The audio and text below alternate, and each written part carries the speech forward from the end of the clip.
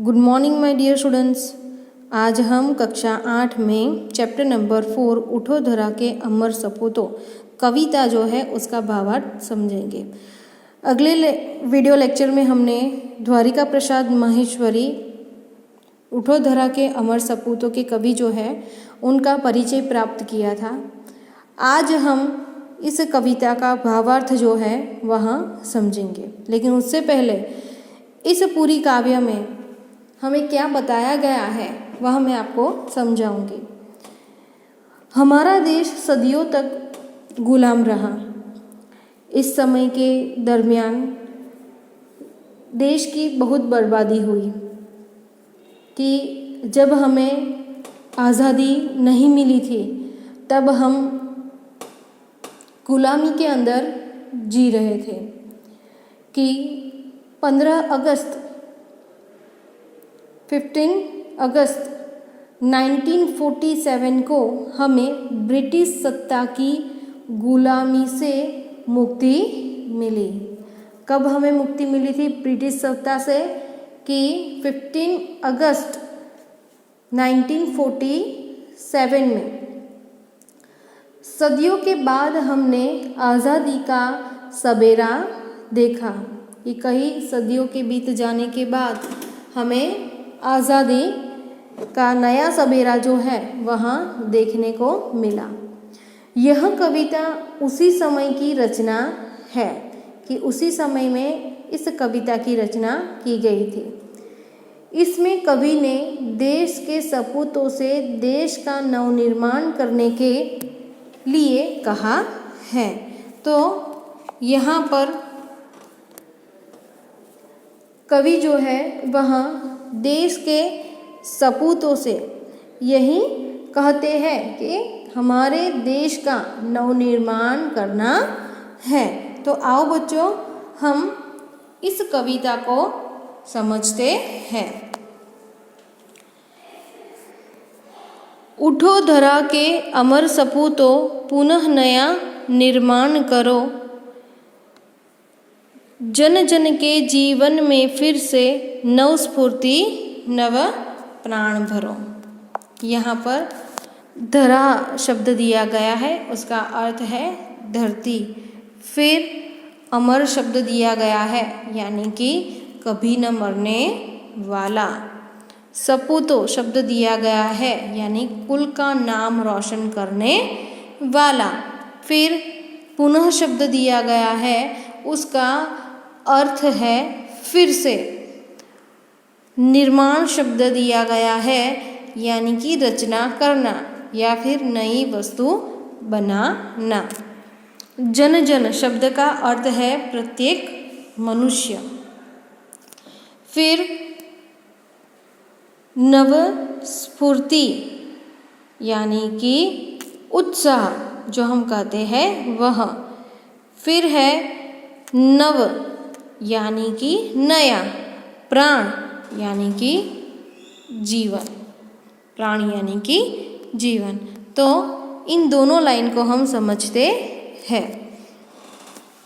उठो धरा के अमर सपूतों पुनः नया निर्माण करो, जन जन के जीवन में फिर से नव स्फूर्ति नव प्राण भरो। यानी कि यहाँ पे कहा है कि हे भारत माता के अमर पुत्रों, गुलामी की रात बीत गई है और आज़ादी का सवेरा हुआ है।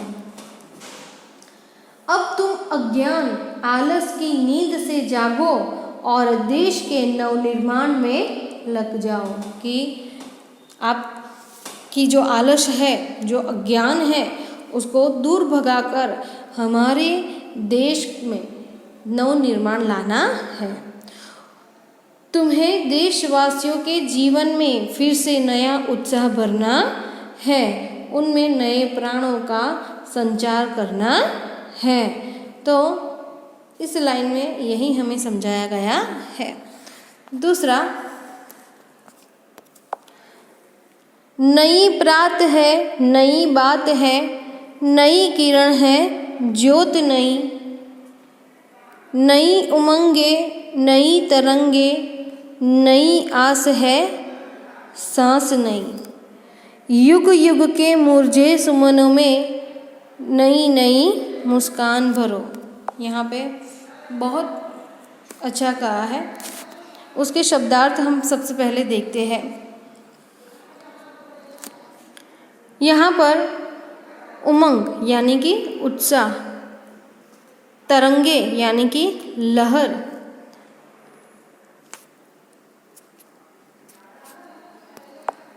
फिर है आस, आस यानी कि आशा, मुरझे यानी कि कुम्हलाए, सुमन यानी कि पुष्प, फूल जो हम कहते हैं वह। तो यहाँ पर इन लाइन में हमें यही समझाया गया है कि आज़ादी की नई सुबह में नई चर्चाएं हो रही है कि हमें अब स्वतंत्रता प्राप्त हो चुकी है। तो इसकी वजह से लोग जो है वहाँ नई नई चर्चाएं कर रहे हैं कि नए विचारों की किरणें फैल रही है। सब अपने जीवन में नए प्रकाश का अनुभव कर रहे हैं। लोगों के मन में नई उमंगें हैं और हौसले की नई लहरें भी दिखाई दे रही है। सबके मन में नई आशाएं जाग रही है। आज देशवासी खुलकर सांस ले रहे हैं कि अब हमें स्वतंत्रता मिल गई है। इसकी वजह से लोग जो है वहाँ खुलकर सांस ले रहे हैं। हे देश के सपूतों, तुम्हें युग युग के मुरझाए हुए फूलों को नई मुस्कान देनी है, उन्हें फिर से खिलाना है। उठो धरा के अमर सपूतों, पुनः नया निर्माण करो। कि हे भारत माता के अमर पुत्रों, गुलामी की रात बीत गई है और आज़ादी का सबेरा हुआ है। आगे, डाल डाल पर बैठ विहंग कुछ नए स्वर में गाते हैं, गुन गुन गुन गुन करते भंवरे मस्त उधर मंडराते हैं। नव युग की नूतन वीणा में नया राग नवगान भरो, उठो धरा के अमर सपूतों, पुनः नया निर्माण करो। उसके शब्द जो है उसको हम सबसे पहले समझते हैं। यहाँ पर विहग शब्द दिया गया है यानी कि पक्षी, नवयुग यानी कि नया जमाना, वीणा यानी कि सितार जैसा वाद्य यंत्र जो सरस्वती देवी के हाथों में होता है। फिर है राग, राग यानी कि गाने का ढंग। तो इस लाइन को हम समझते हैं। कहा है कि आज़ादी की इस सुबह में प्रकृति भी आनंदित है। यहाँ पर कवि जो है वह प्रकृति के आधार पर हमें समझाते हैं कि जिस प्रकार हमें आज़ादी मिली है, हमें स्वतंत्रता हासिल हुई है, तो यहाँ पर प्रकृति भी बहुत ही आनंदित है कि हमें आज़ादी मिलकर हम बहुत खुश है। उसी प्रकार यहाँ पर प्रकृति का प्रत्येक कण कण जो है वो बहुत ही आनंदित है। पेड़ों की डालों पर बैठे पक्षियों के स्वरों में भी नवीनता है।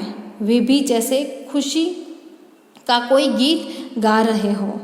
बागों में भंवरे गुंजार करते हुए मस्ती से मंडरा रहे हैं। हे देश के सपूतों, स्वतंत्रता के बाद देश में नया युग आया है।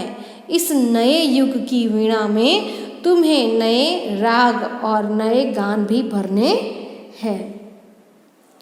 दूसरा, कली कली खिल रही इधर, वहाँ फूल फूल मुस्काया है। यहाँ पर मुस्काया यानी कि हंसना, धरती माँ की आज हो रही नई सुनहरी काया है, नूतन मंगलमय ध्वनियों से गुंजित जग उद्यान करो। यहाँ पर सुनहरी शब्द दिया गया है, यानी कि सोने जैसी। फिर है काया, काया यानी कि देह। मंगलमय यानी कि शुभ। फिर गुंजित, गुंजार से युक्त। फिर है जग उद्यान, यानी कि उसका अर्थ है संसार रूपी बगीचा। जग यानी कि दुनिया, संसार, और उद्यान यानी कि बगीचा, संसार रूपी बगीचा। तो आइए इस लाइन को हम समझते हैं।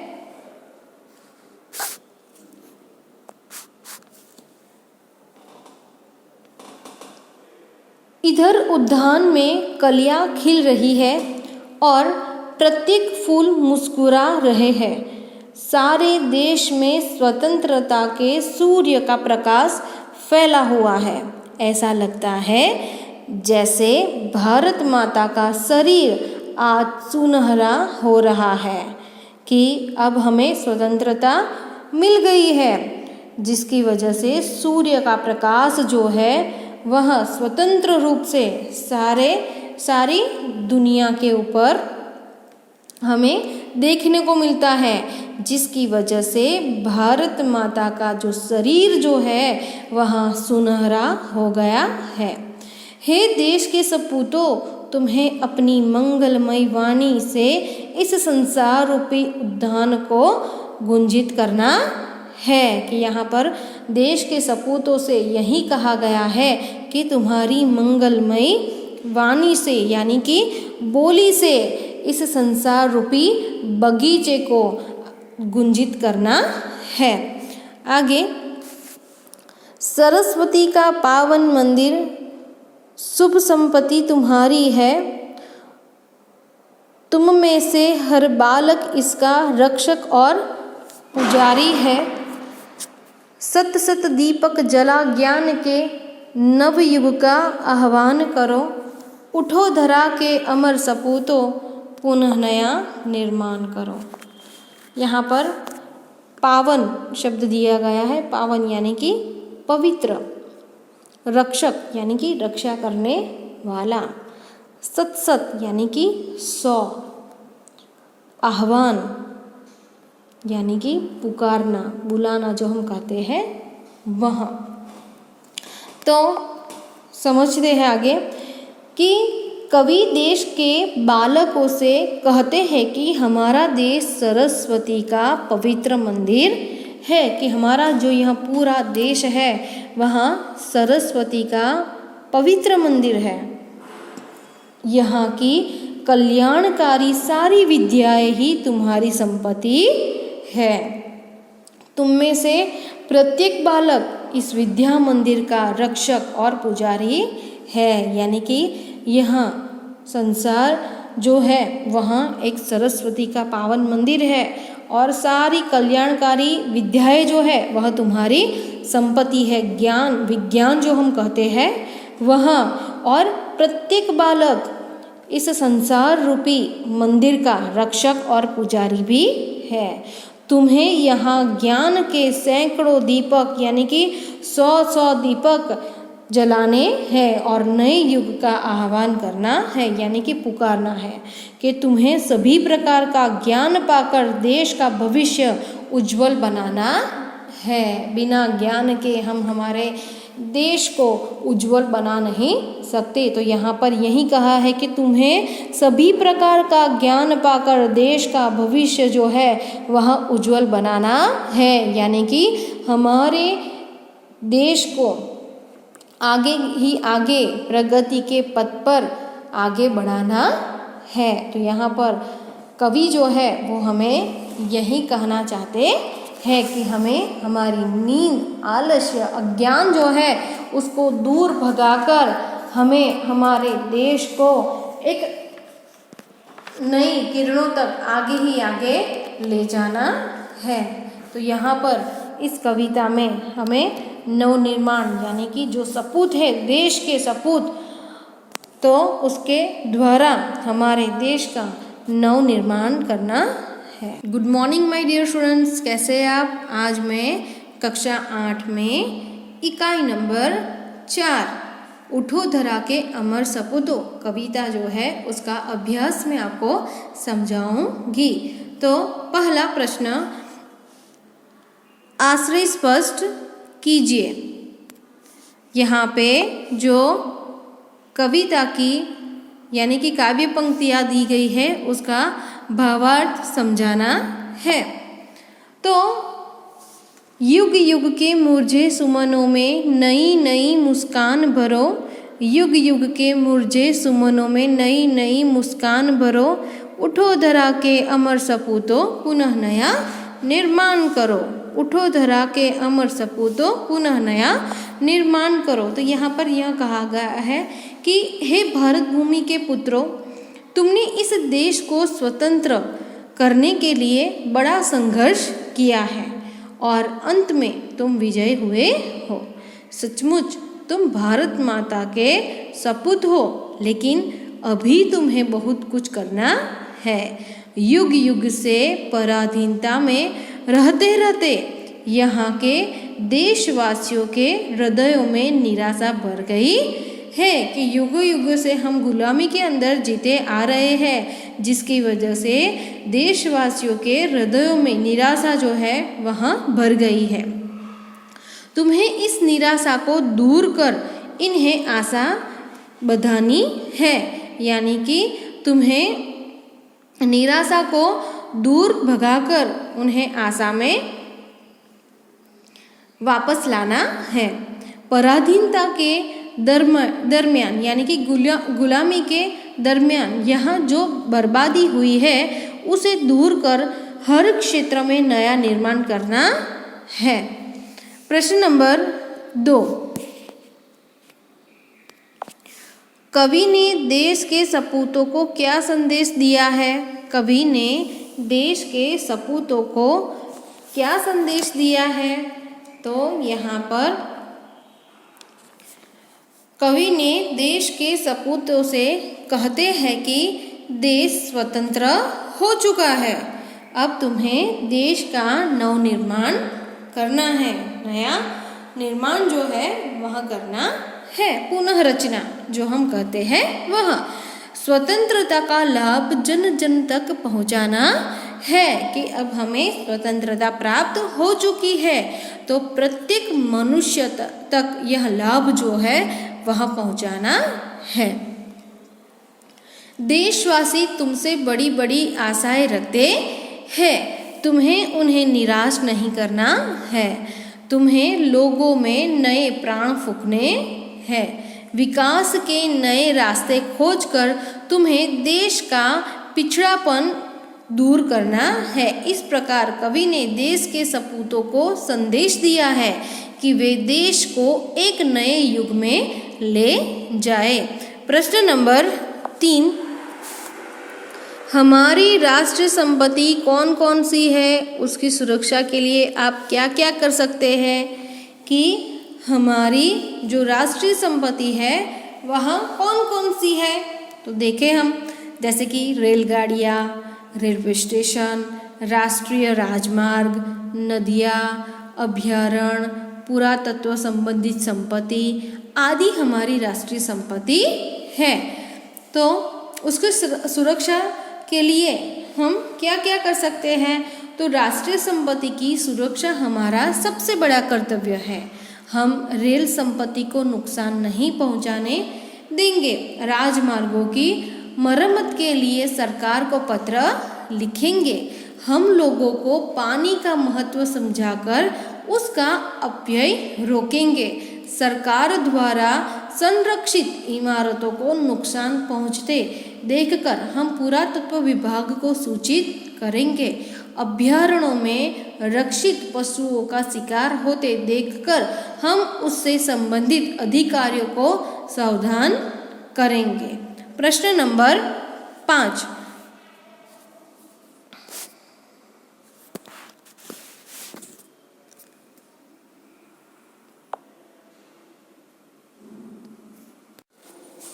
आगे का स्वाध्याय जो है हम उसको समझते हैं। प्रश्न नंबर 1, निम्नलिखित प्रश्नों के उत्तर लिखिए।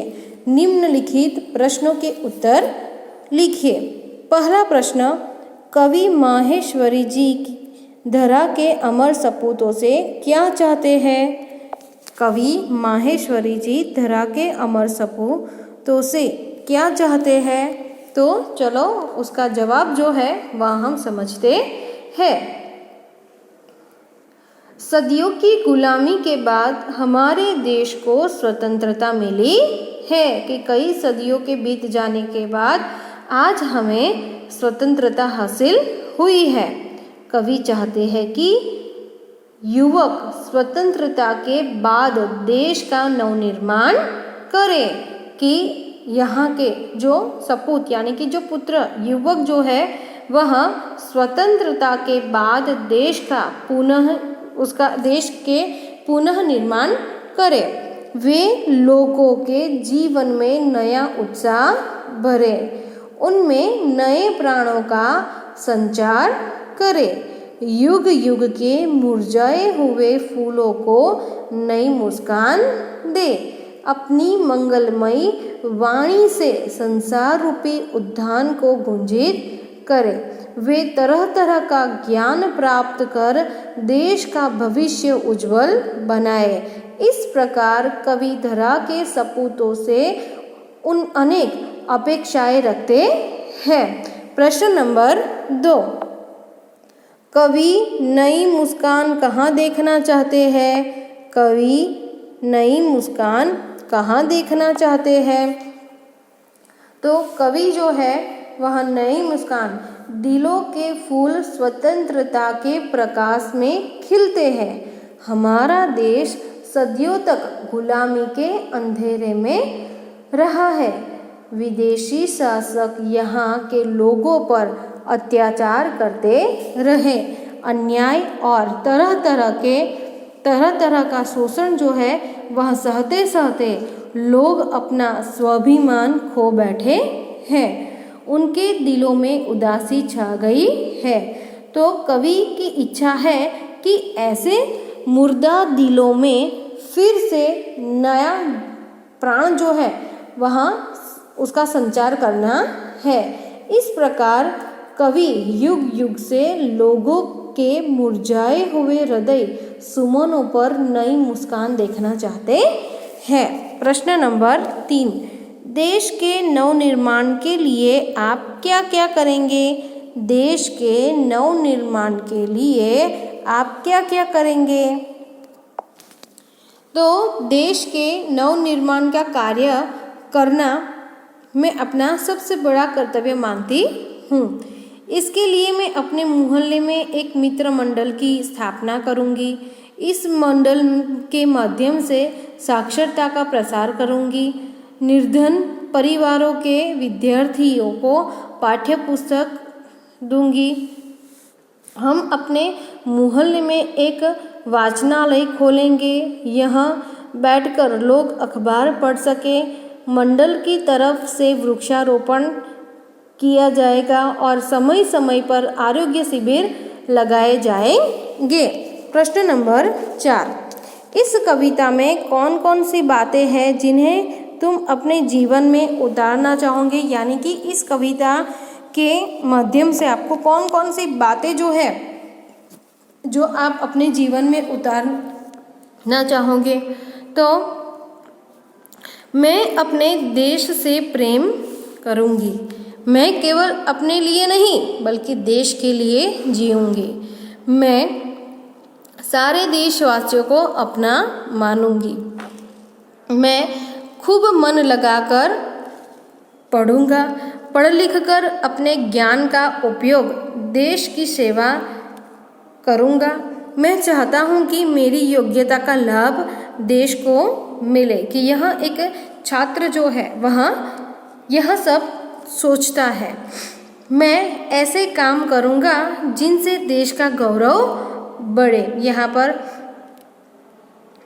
एक छात्र जो है वह यही सोच रखता है कि मैं ऐसा काम करूँगा जिससे हमारे देश का गौरव बढ़े। मैं देश की रक्षा करने में कभी पीछे नहीं हटूंगा। यहाँ पर क्या कहा है कि देश की रक्षा करने में मैं कभी पीछे नहीं रहूँगा, कि हमेशा अपने देश की रक्षा करता रहूँगा। दूसरा प्रश्न जो है उसको हम आगे बढ़ाते हैं। प्रश्न नंबर 2, दिए गए काव्य को पढ़कर प्रश्नों के उत्तर दीजिए। दिए गए काव्य को पढ़कर प्रश्नों के उत्तर दीजिए। मैं यह काव्य जो है वह पढ़ती हूँ और आपको सुनना है। खड़ा हिमालय बता रहा है, डरो न आंधी पानी में, डटे रहो तुम अपने पथ पर, कठिनाई तूफानों में। डिगो न अपने पथ से तुम, तो सब कुछ पा सकते हो प्यारे, तुम भी ऊंचे उड़ सकते हो, छू सकते हो नभ के तारे। अटल रहा जो अपने पथ पर, लाख मुसीबत आने में, मिली सफलता उसको जग में, जीने में मर जाने में। जितनी भी बाधाएं आई उन सब से ही लड़ा हिमालय, इसीलिए तो दुनिया भर में हुआ सभी से बड़ा हिमालय। यहाँ पर हिमालय जो है आंधी तूफान में, बरसात में, कठिनाइयों में, तूफान में हमेशा डटा रहा है। तो उसी प्रकार यहाँ पे हमें भी अपने जीवन में आंधी तूफान, कठिनाई तूफान जो भी आता है, मुसीबत आती है, उसमें हमें भी हिमालय की तरह डटे रहना है। तो यहाँ पर प्रश्न दिए गए हैं, तो हमें उस प्रश्नों के उत्तर जो है वहाँ देने हैं। प्रश्न नंबर 1, हिमालय हमें क्या संदेश देता है? हिमालय हमें क्या संदेश देता है? तो यहाँ पर हिमालय जो है वो हमें यह संदेश देता है कि हिमालय हमें यह संदेश देता है कि हम अपने निश्चित मार्ग पर डटे रहे, कि हमने जो मार्ग निश्चित किया है तो वहाँ पर हमें डटे रहना है। यदि हम अपने प्राण और पथ पर टिके रहेंगे तो हमारी सभी इच्छाएं पूरी होगी, कि हमारा जो लक्ष्य है, हमारा जो गोल है, तो उसे हासिल करने के लिए जो हमने रास्ता अपनाया है उसे हमें उसके ऊपर डटे रहना है, हमें डिगना नहीं है।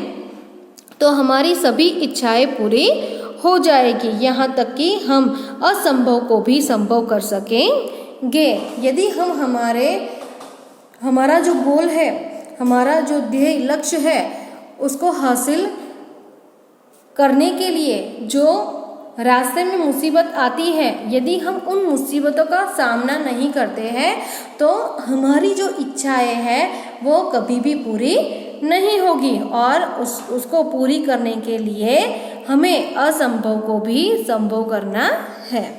प्रश्न नंबर 2, मुसीबत आने पर हमें क्या करना चाहिए? मुसीबत आने पर हमें क्या करना चाहिए? तो मुसीबत आने पर हमें उससे भयभीत नहीं होना चाहिए, हमें डरना नहीं चाहिए, उससे घबराकर अपना प्रण और पथ नहीं छोड़ना चाहिए। जो हमने प्रण लिया है कि मुझे यह लक्ष्य जो है वह हासिल ही करना है, कि मुझे बड़ा होकर क्रिकेटर बनना है, मुझे बड़ा होकर डॉक्टर बनना है, मुझे बड़ा होकर इंजीनियर बनना है, तो वहाँ तक पहुँचने के लिए रास्ते में जो भी कठिनाइयाँ आती है, जो भी मुसीबतें आती है, तो उससे हमें घबराना नहीं चाहिए और हमें पीछे हट नहीं करनी चाहिए, हमें आगे ही आगे बढ़ते रहना चाहिए। प्रश्न नंबर 3, कवि ने हिमालय को सबसे बड़ा क्यों कहा है? कवि ने हिमालय को सबसे बड़ा क्यों कहा है? तो हिमालय ने सभी बाधाओं का डटकर मुकाबला किया है, वह हर कठिनाई से लड़ा, वह कभी अपने पथ से डिगा नहीं, इसलिए कवि ने हिमालय को सबसे बड़ा कहा है। प्रश्न नंबर 4, इस काव्य का भावार्थ लिखिए। जीवन में अनेक बाधाएं और कठिनाइयाँ आती हैं, हमें निडरता से उसका सामना करना चाहिए। जो मुसीबतों से बिना घबराए अपने प्राण और पथ पर अटल रहते हैं वे असंभव को भी संभव कर दिखाते हैं। प्रश्न नंबर 5, इस काव्य को योग्य शीर्षक दीजिए। इस काव्य को योग्य शीर्षक दीजिए। तो इस काव्य का योग्य शीर्षक है हिमालय का संदेश। क्यों हिमालय का संदेश ऐसा शीर्षक दिया गया है? क्योंकि हिमालय जो है वह हमें बाधाओं और कठिनाइयों से लड़ने के लिए कहता है। वह हमें यह नहीं कहता कि हमें निडर होकर पीछे हट करनी चाहिए, बल्कि हमें निडरता से उसका सामना करना चाहिए कि जो भी हमारे जीवन में मुसीबत आती है उसे हमें फाइट यानी कि लड़ना है। तभी हमारा जो प्रण है यानी कि हमारा जो ध्येय है, लक्ष्य, गोल जो है, जो पथ है, उस पर हम आगे बढ़ सकते हैं। तो इसलिए यहाँ पर हिमालय का संदेश यह शीर्षक उचित रहेगा। प्रश्न नंबर 3, चित्र के आधार पर कविता लिखिए जिसमें निम्नलिखित शब्दों का उपयोग हुआ हो। यहाँ पर हमें क्या करना है कि यहाँ पे चित्र दिया गया है और उस चित्र में फूल, तितली, बादल, वृक्ष, बारिश, इन शब्दों का हमें प्रयोग करना है और कविता लिखनी है। तो चलो बच्चों हम कविता लिखते हैं। धीरे धीरे बादल बरसे, धीरे धीरे बादल बरसे, फुलवारी में फूल खिले हैं, फुलवारी में फूल खिले हैं, फिर तितली के पंख खुले हैं, फिर तितली के पंख खुले हैं, वृक्षों ने नवजीवन पाया, वृक्षों ने नवजीवन पाया, बारिश ने है रंग जमाया, बारिश ने है रंग जमाया, कोई न अब पानी को तरसे, धीरे धीरे बादल बरसे, कोई न अब पानी को तरसे, धीरे धीरे बादल बरसे। आगे का प्रश्न हम समझते हैं। प्रश्न नंबर 4, अपूर्ण काव्य को पूर्ण कीजिए। अपूर्ण काव्य को हमें पूर्ण करना है।